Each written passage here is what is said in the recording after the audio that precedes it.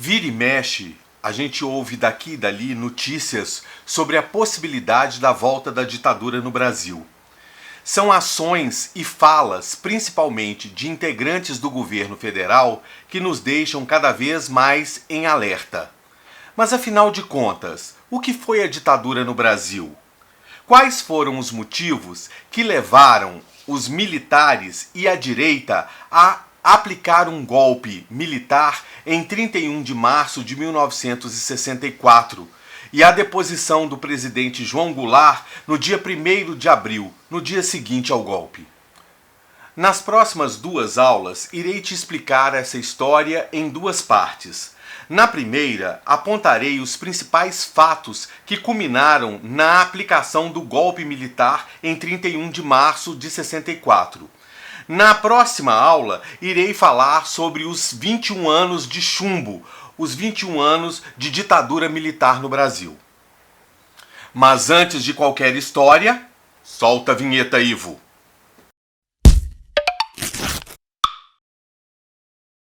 Para entendermos melhor toda essa história, precisamos saber primeiro quais foram as justificativas apresentadas pelos militares para o golpe de 64.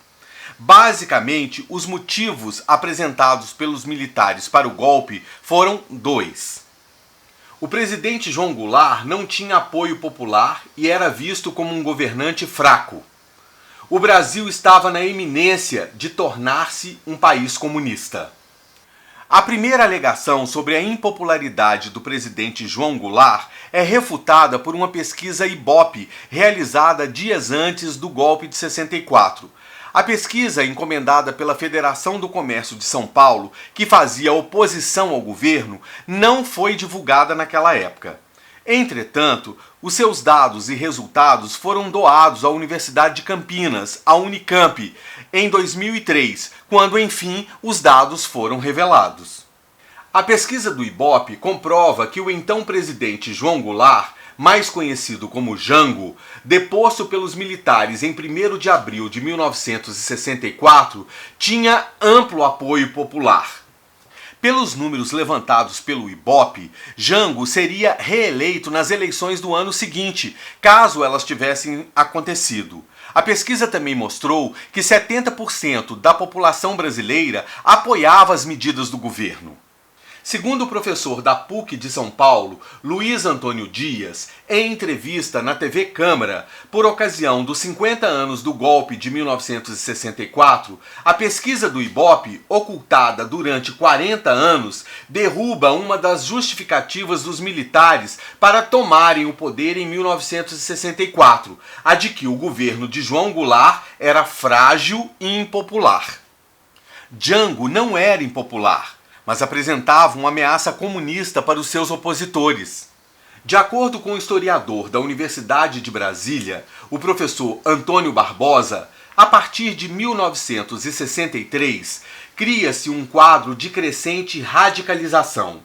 A Igreja Católica, o empresariado, principalmente o estrangeiro, as Forças Armadas e a grande imprensa vão assumir uma posição contrária às reformas defendidas por Jango, identificando-as como comunização, esquerdização, bolchevização do Brasil.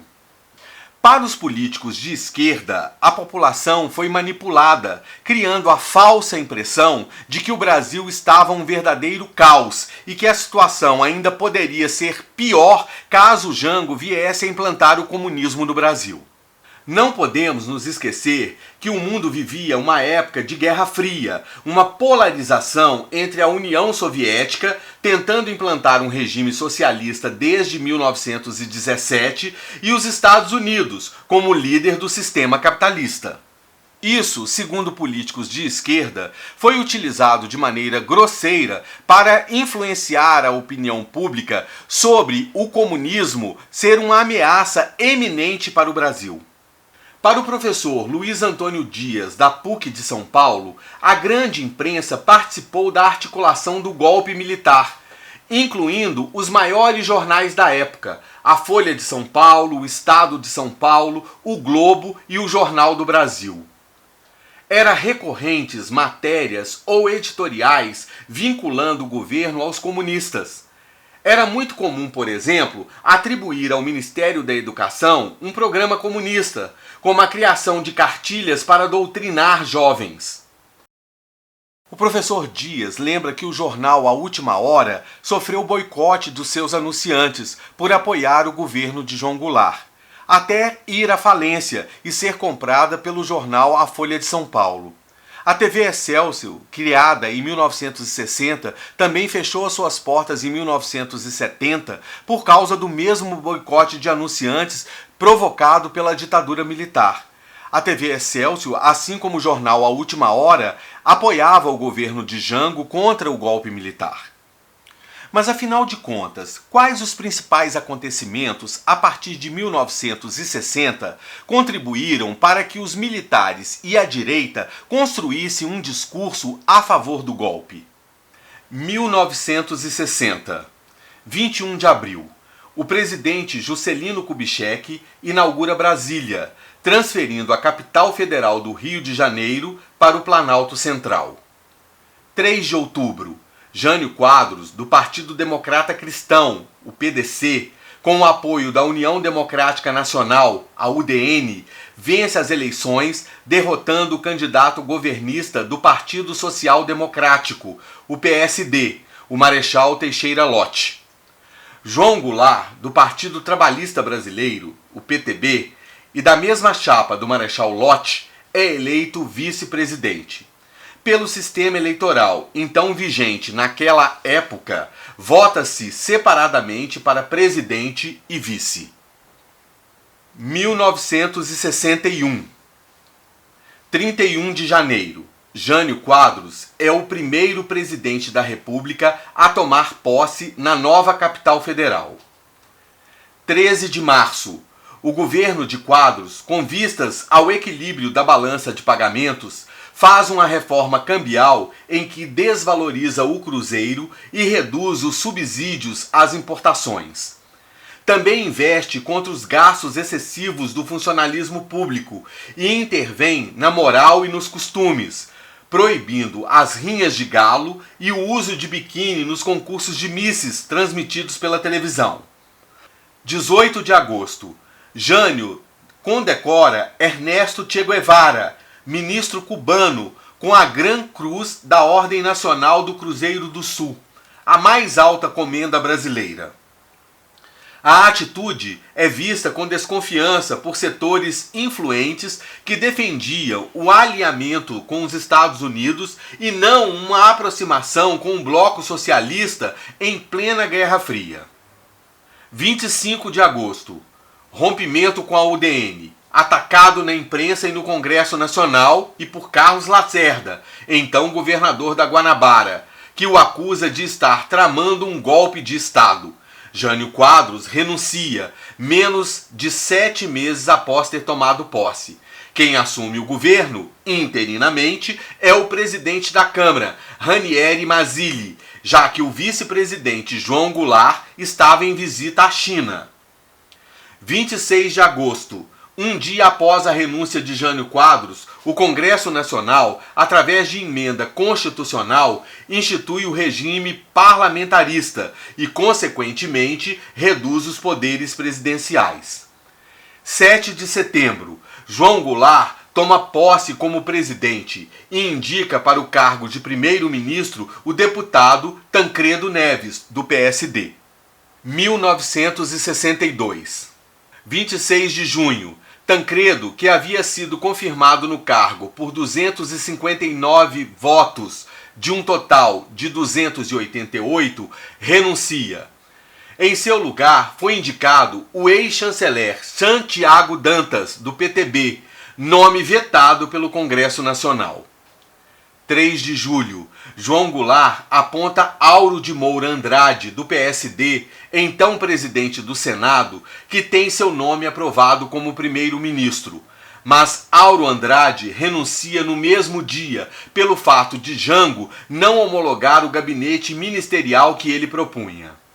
10 de julho. O Congresso Nacional aprova o nome de Brochado da Rocha, do PSD, por 215 votos a favor e 58 contra, que na época era secretário do Interior e da Justiça do Rio Grande do Sul. Como primeiro-ministro, Brochado tenta antecipar o plebiscito sobre a continuidade do parlamentarismo, previsto inicialmente para realizar-se em 1965, para 7 de outubro de 1962. 14 de setembro, Brochado não consegue a antecipação do plebiscito e renuncia. Um dia antes de aprovar uma lei antecipando a consulta popular para 6 de janeiro de 1963. 18 de setembro, toma posse o último primeiro-ministro do Brasil, o deputado Hermes Lima, do PSB. Depois, no final de novembro, seu nome foi confirmado por 164 votos a favor e 137 contra. 1963, 23 de janeiro. O Congresso Nacional homologa o resultado do plebiscito que apontou que 9,5 milhões de eleitores, 82% do total, votaram pelo retorno ao presidencialismo. Início de fevereiro. O presidente João Goulart encaminha propostas de reforma agrária e urbana, que o Congresso Nacional rejeita, provocando forte reação por parte dos grupos de esquerda. Começo de setembro. Sargentos, suboficiais e cabos das Forças Armadas se rebelam, reivindicando o direito de exercer mandato parlamentar nas 3 esferas de governo, o que contrariava a Constituição de 1946. No campo, invasões promovidas pelas ligas camponesas intensificam os conflitos pela posse da terra. 1964, 13 de março. João Goulart resolve promover grandes comícios, começando pelo Rio de Janeiro, a fim de mobilizar a população em favor das reformas de base. Cerca de 200 mil pessoas compareceram ao evento realizado no Rio.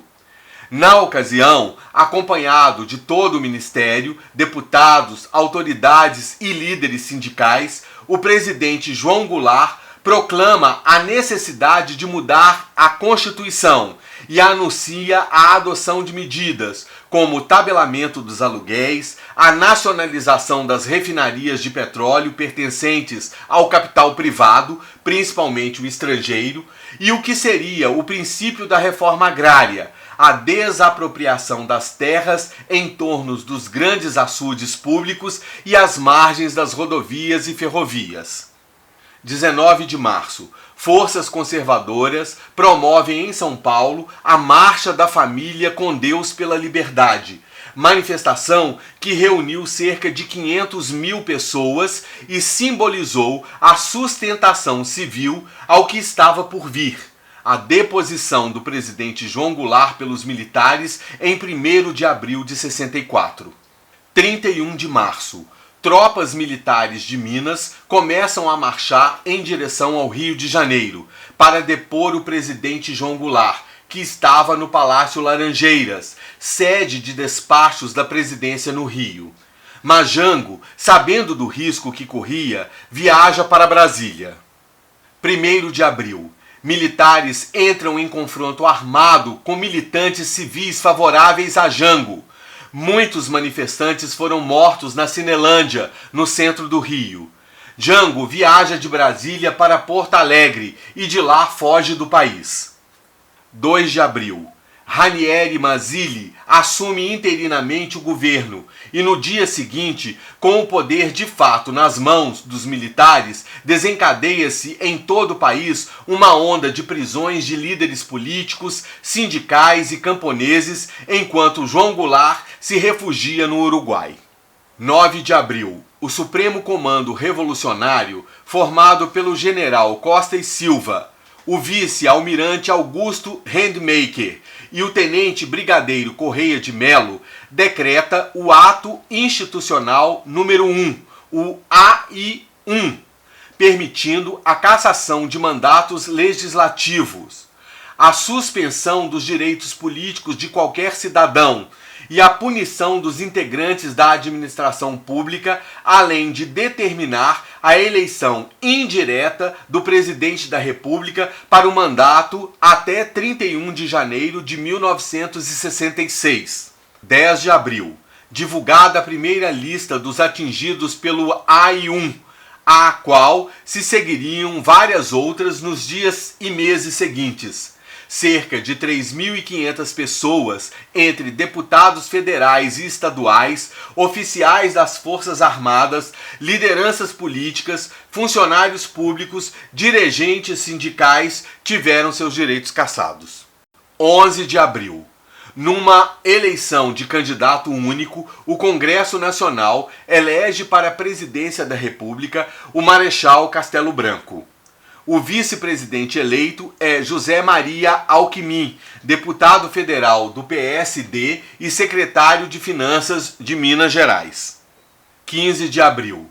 Marechal Castelo Branco, um dos articuladores do golpe, assume o poder e 3 meses depois obtém do Congresso Nacional a prorrogação de seu mandato até 15 de março de 1967, adiando-se por 1 ano para 3 de outubro de 1966 as eleições presidenciais. A primeira aula sobre a ditadura militar no Brasil vai ficando por aqui. Mas eu espero por você em nossa próxima aula, quando abordarei os principais acontecimentos da ditadura militar no Brasil de 1964 a 1985. Um forte abraço, eu espero por você. Até lá!